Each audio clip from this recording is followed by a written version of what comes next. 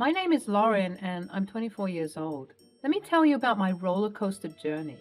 I've had a rocky history with the foster care system. You see, my biological parents were deep into drugs and their addiction consumed their lives.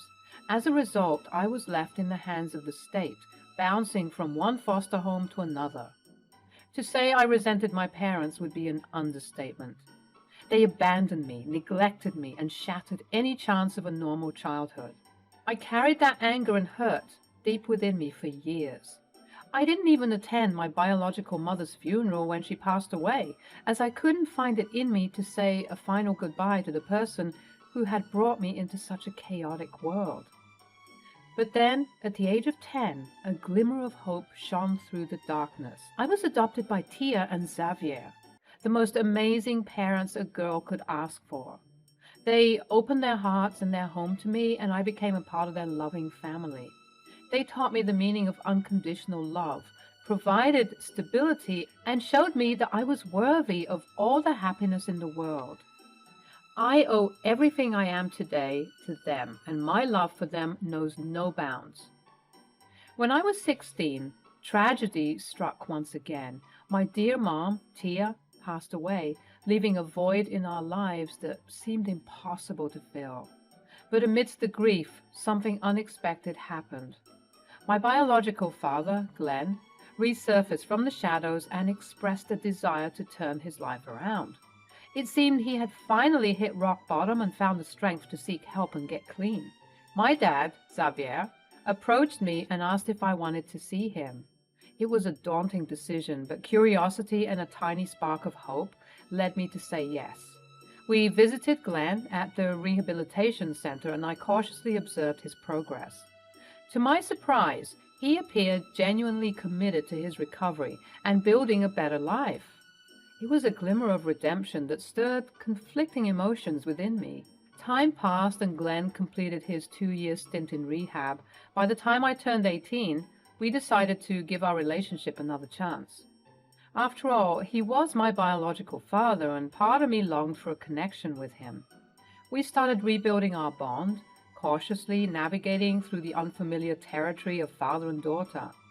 It wasn't easy, but I believed in the power of forgiveness and second chances. However, as I got to know Glenn better, I couldn't shake the feeling that something wasn't quite right. There were moments when he seemed genuine, trying to make amends for the past, but there were also instances when his old demons resurfaced, threatening to pull him back into the dark abyss of addiction. I realized that my desire for a relationship with my biological father was clouded by my yearning for closure, for answers to the questions that haunted me throughout my life. But in the process, I discovered that closure doesn't always come in the form we expect. It doesn't erase the pain or fill the void left by years of neglect. Nonetheless, I tried fostering a positive relationship between us, but that turned out to be a mistake. As time went on, Glenn's true colors began to reveal themselves. Despite his initial efforts to change, he couldn't escape the clutches of his old ways. The addiction that had plagued him before resurfaced, consuming him once again. It was heartbreaking to witness his descent into ugliness and aggression. I tried to be understanding, to give him the benefit of the doubt, hoping that he would find his way back to the path of recovery, but the more I tried, the more he pushed me away with his toxic behavior. It was a painful realization, but I knew I had to protect myself from the negativity and toxicity that he brought into my life. When I turned 21, I made the difficult decision to cut him off completely. I no longer had space in my heart for the hatred and disappointment he had caused. I had to prioritize my well-being and surround myself with positive influences. It was a tough choice, but one that ultimately allowed me to find peace and move forward. Xavier, my adoptive dad, felt a deep sense of remorse for everything I had been through with Glenn. He blamed himself, believing he could have shielded me from the pain and disappointment, but I reassured him that it wasn't his fault. He had given me a stable and loving home, providing the foundation for me to grow and thrive. I made it clear that he was not responsible for the actions of my biological father. One evening, as we sat on the porch enjoying the gentle breeze, Xavier opened up about his feelings of guilt. Tears welled up in his eyes as he expressed his regret for not being able to protect me from the hardships I faced in my early years. I reached out and held his hand, assuring him that he had done more for me than he could ever imagine. Lauren, I can't help but feel so remorseful for introducing Glenn back into your life. I thought he had truly changed, but I was wrong. I'm sorry for the pain and disappointment he brought into your life. Dad, please don't blame yourself. You had no way of knowing how things would turn out. You gave me the opportunity to reconnect with him, and I appreciate that. It was Glenn who let me down, not you. You've always been there for me, supporting and loving me unconditionally. I just wanted you to have a chance to build a relationship with your biological father. I wanted you to experience the bond that I couldn't provide as an adoptive dad. But seeing how things unfolded, I feel responsible for the hurt it caused you. Dad, you've given me more than I could have ever asked for. You've shown me what it truly means to be a parent regardless of blood ties. You've been my rock, my guiding light. Please understand that Glenn's actions are his own. You couldn't have predicted or controlled his choices. You did everything you could to protect me and provide me with a loving home. I am grateful for that. Thank you, Lauren. Your words mean the world to me. I've always wanted the best for you, and it hurts me to see you go through such pain. We can't change the past, Dad. What's important now is that we support each other and focus on the love we share as a family. We've grown stronger together, and we'll continue to do so. Let's leave the past behind us and look toward the future with hope and joy. You're right, Lauren. We have each other, and that's what matters most. I'm so proud of the strong young woman you've become, and I'm grateful to have you as my daughter. We'll navigate this journey together, always supporting and loving each other. Absolutely, Dad. We're in this together, and no matter what challenges we face, we'll overcome them as a family. I love you, Dad. I love you too, Lauren, forever and always. I was so glad that we had this moment of clarity. This was yet another reason for me to believe that blood isn't thicker than water, and that the people who you call family are the ones who have conversations like this with you. Anyways, despite going through a lot of trauma in my childhood, it seemed as though my young adulthood had more promising outcomes as I met Rick. He made me feel so special, and I knew the moment I met him that he was the one for me. It looked like my life was finally turning around, and I was so ready to embrace the wonderful changes that were coming my way. Not too soon afterward, I was about to marry the love of my life, Rick. We had been together for 3 amazing years, filled with love, laughter, and support. He had swept me off my feet, and I knew deep in my heart that he was the one for me. It was during our vacation in Spain that he got down on one knee and proposed, and without hesitation, I said yes. Everything seemed to be falling into place. I was overjoyed at the thought of starting a new chapter in my life, especially because Rick's family was so warm, accepting, and loving. They embraced me as if I had always been a part of their family. It was a stark contrast to the tumultuous relationship I had with Glenn. Rick's family offered a sense of stability and healthy family dynamic that I had always yearned for. But as the day of our wedding approached, I couldn't shake this nagging feeling that something was off. I tried to brush it off as pre-wedding jitters, but deep down, I knew it was more than that. I confided in Rick, and even in my dad, Xavier, expressing my concerns, but they assured me that it was just nerves playing tricks on me. As I stood in front of the mirror, getting ready to walk down the aisle, I took a deep breath, trying to calm my racing heart. I still couldn't ignore the sinking feeling in my gut. Something was wrong. Xavier found me and was ready to lead me down the aisle, but he stopped and said, "Wow, my little girl, all grown up." "Come on, Dad, don't tell me you're going to cry." "I can't help it. It seems like just yesterday I was helping you with your math homework, and now you're here, all grown up and ready to take on the world." "You're going to make me ruin my makeup, Dad." "Are you sure you still want to do this?" "Say the word and we're out of here." I got the car running. Dad, you know I want to marry this man. I know, sweetie. I know that she's proud of you. I know she's looking down at you, and she's beaming. I was so mad at him because I started to cry. And true to what I said before, he made me ruin my makeup. I did my best to fix it, but we were laughing about it the entire time, effectively delaying the program. We made our way outside, and after fist bumping, my dad swung open the grand old church doors to reveal me, in my wedding dress, about to walk down the aisle. As I took a step forward, I heard something. The shrill and drunken voice of a man I once knew. Instantly, my hair stood on end, and my father's paled expression was all the confirmation I needed. "Oh, Lauren!" The wedding guests all halted and tried to peer behind me to see what was happening, and like a bad omen, Glenn was creeping forward, demanding to be witnessed by all. I turned around to face him, my heart pounding in my chest, and there he was. Glenn, my biological father, stood there with an unsettling grin on his face. How did he even find out about my wedding? The sight of him filled me with a mix of anger, fear, and disappointment.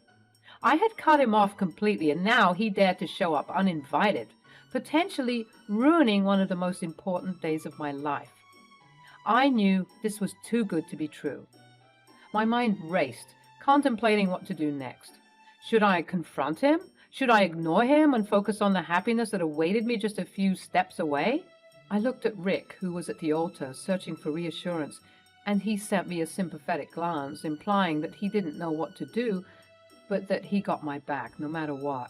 I then turned to Xavier, who squeezed my hand gently, his eyes filled with understanding. At that moment, I knew I wasn't alone. Rick and Xavier would support me no matter what decision I made. Taking a deep breath, I made a choice. I refused to let Glenn's presence overshadow the joy and love that surrounded me. I would not allow him to taint this special day. With determination in my eyes, I straightened my veil, held my head high, and locked eyes with Xavier. Together, we would face whatever challenges came our way because we were a family. A strong and loving family that had overcome so much. I began walking down the aisle, and the church music awkwardly started up again after stopping. Glenn apparently couldn't take the hint, and he emerged from the shadows, and in full view, he said, "Oh, my baby, why aren't you paying attention to me? Why did you leave me?" To say I was mortified would be an understatement. How could he do something like that so publicly? Up ahead, I saw Rick preparing to make his way down the aisle to perhaps teach my father a lesson, but I sent him a look that told him to stay put. I didn't need this escalating further. Xavier had already turned around to face the beast that threatened to ruin my special day, and as I glanced around the congregation, I could see people whispering and murmuring about how this was all so unprofessional and lowbrow. My blood started to boil. I felt so heated. I turned around and said, "Just what the heck do you think you're doing?" "Baby girl, what do you mean?" "I mean that you're crazy. How dare you come to my wedding and crash it like this, uninvited, and most importantly, unwanted." I couldn't believe my eyes. There he was, stumbling towards me, sloppily drunk and making a complete fool of himself. Gasps and murmurs rippled through the crowd as Glenn crashed my wedding. People stared at him, their judgmental eyes boring into his disheveled appearance. I stepped back, instinctively avoiding his outstretched hand as he clumsily tried to grab onto my dress. The room fell silent except for Glenn's unsteady footsteps and the collective whispers of disbelief. It was clear that he had already caused enough embarrassment for himself. Xavier's voice cut through the tension, filled with anger and frustration. "How dare you come here and ruin this special day with your selfishness?" Glenn, swaying unsteadily, responded with a slurred retort. "It's my right as a father to walk my baby girl down the aisle. How could you not tell me you were getting married?" Anger surged through me as I shouted back, unable to contain my pent-up emotions any longer. You don't get to claim that right after everything you've done. You abandoned me, treated me horribly, and subjected me to your constant shouting for no reason." Glenn attempted to silence me. His eyes filled with desperation. He harshly whispered so that the crowd couldn't hear. "Don't mention anything about my past. I'm here to do better. These people don't need to know anything." "Trust me, buddy. Everyone here can tell that you're drunk." "You think I'm embarrassing you by exposing the truth?" "Yes." "Oh, you'll feel embarrassed, all right. Everyone deserves to know the kind of man you truly are." I laid bare all the painful memories, exposing him to the drug abuse, the abandonment, and the emotional abuse I had endured due to his insolence. The crowd, once filled with curiosity and shock, now brimmed with anger and disgust towards Glenn. They witnessed the extent of his toxic behavior and the impact it had on my life. Amidst it all, I caught a glimpse of Rick standing on the sidelines, his eyes filled with unwavering support and admiration. He cheered me on silently, his love and belief in me shining through.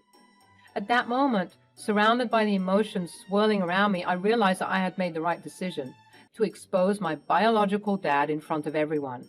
I turned to him to find himself shaking with a mixture of anger and fear. That's not true, Erin." "Erin? That's your name, isn't it?" "How pathetic. You can't even remember your daughter's name." "Whatever. I demand that you let me walk you down the aisle. Right this instant. I'm your father." No, you're not." "What?" "You heard me. You're not my father. We might share the same DNA, but trust me, you are the last person I would refer to as a father figure.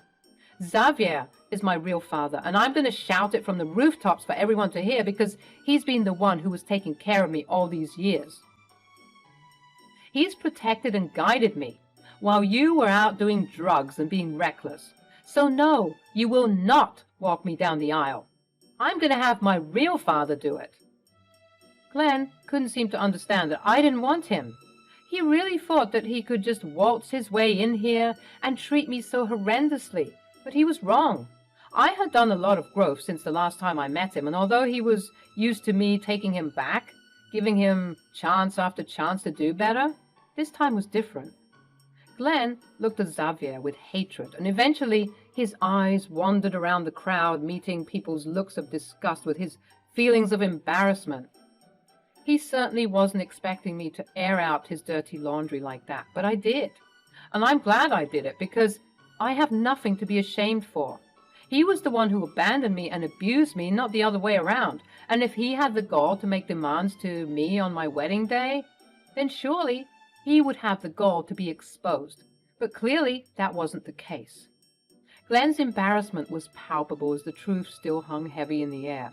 The crowd's disapproval intensified, their scorn pushing him further into isolation and fear.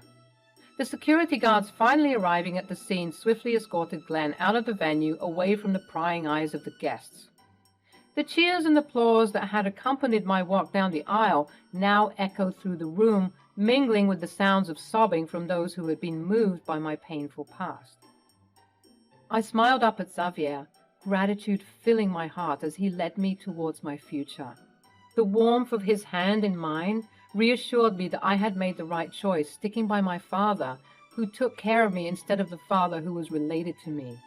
The ceremony proceeded as planned, filled with love and support from our friends and family, despite the debacle that threatened to ruin everything moments prior. But the aftermath of Glenn's actions didn't end there. News quickly spread about his attempt to ruin my wedding, and the community turned against him. Glenn became a social outcast, ostracized for his selfishness and the pain he had caused. It weighed heavily on him, pushing him further into his destructive tendencies. In his shame, he went on a drug bender and disappeared from our lives. So as for Glenn, his actions had consequences. The revelation of his attempt to disrupt our wedding tarnished his reputation. The guilt and shame overwhelmed him, and he vanished, leaving behind a void of unanswered questions. His absence only confirmed that I had made the right decision in choosing to be with someone who genuinely loved and supported me. In the midst of it all, I found solace and happiness with Xavier by my side. Our bond grew stronger, and he continued to be the loving and supporting father figure I had always cherished. I was grateful that Glenn was finally out of my life for good, allowing me to embrace the love and stability that Xavier had provided throughout my journey. Rick and I embarked on a new chapter together, building a life filled with love, understanding, and healing. We cherished every moment, grateful for the strength we had gained from overcoming our past. Glenn's absence served as a reminder of the toxic cycle we had broken free from, allowing us to appreciate the peace and happiness we had found. And so, with Glenn's presence serving as a distant memory, I focused on nurturing my relationships, living a life filled with joy and remaining forever grateful for the love and support that surrounded me.